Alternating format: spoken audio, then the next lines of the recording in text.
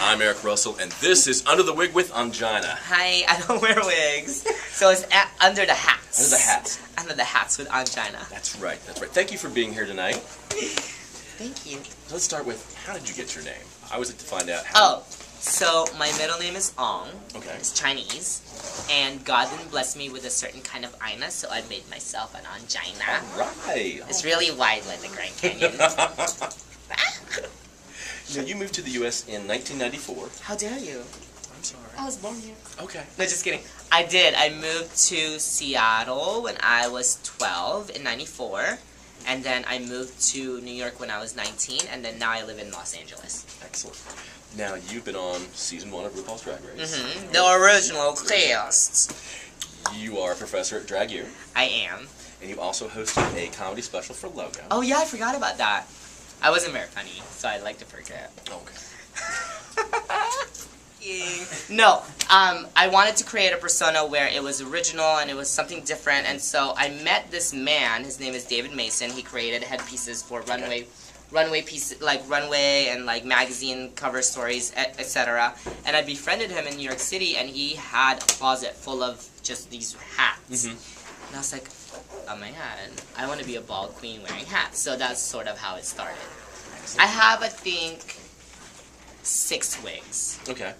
And, yeah, 6. Love your tattoo on this side here. Talk about this. I've just noticed from season 1, I just thought that was the greatest Well, thing. I wanted a Japanese tattoo, but I didn't want like a fat man. You know how usually there's a fat man with samurais?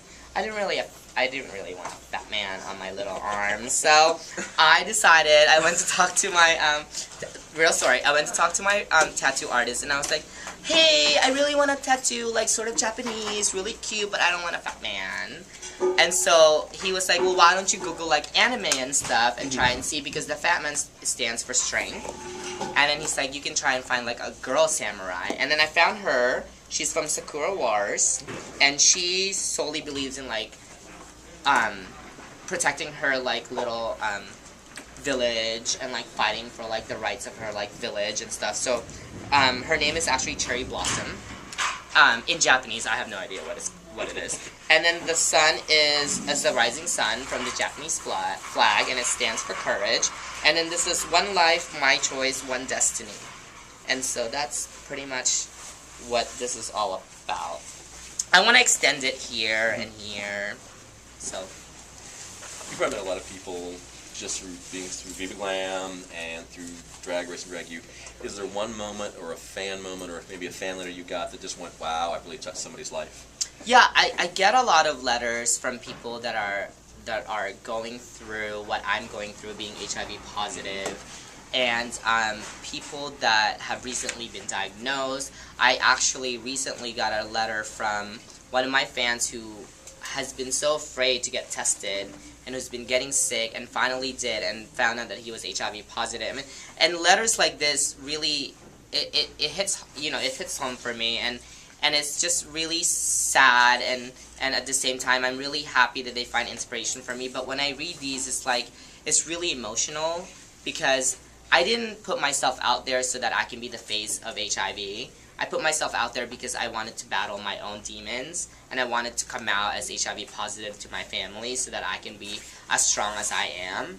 But now I get these positive letters, no pun intended, these letters from people that are, and they inspire me just as much as I inspire them. And so there's a lot of them that send me these letters, and I'm blessed to have, I read these, Facebook, MySpace, even though MySpace is totally irrelevant at this point, but I do still read them, and it's just, it still brings me to tears, till this day, because it's just I'm going through it, so I know what they're going through, and I always try to let them know that it's not the end of your life. If anything, it accelerates your life, and this is the day where you pick up and just, the sky's the limit, and you go. So that's sort of what I learned from being diagnosed with HIV. It's just I don't take it as a negative thing, because I can, because I'm positive. But, joke aside, it really is, you have to accelerate your life and just, the sky's the limit, and go for whatever you want. The dreams that you have should be the same, no matter what God throws at you. What are some upcoming projects that you have? I know you're touring a lot. I can't tell you. Okay, they're secrets. Season 2 of some show. Coming up on Logo.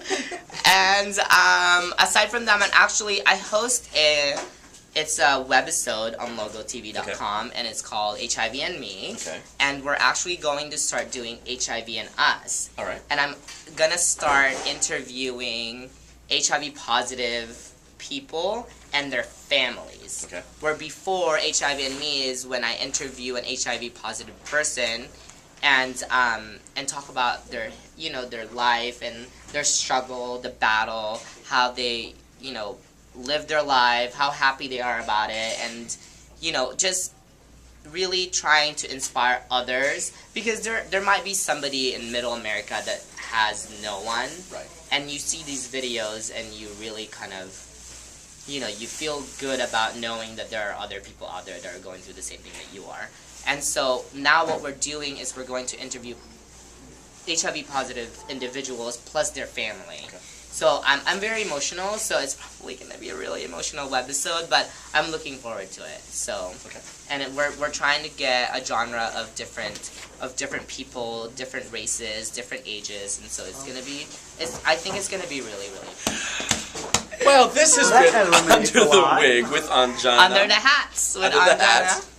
I'm Eric Russell, and once again, Under the Wig. This has been great with Ongina. Thank you. For being here. Thank you. Love it, love it, love it. Thank you. I'll catch you next time. Bye.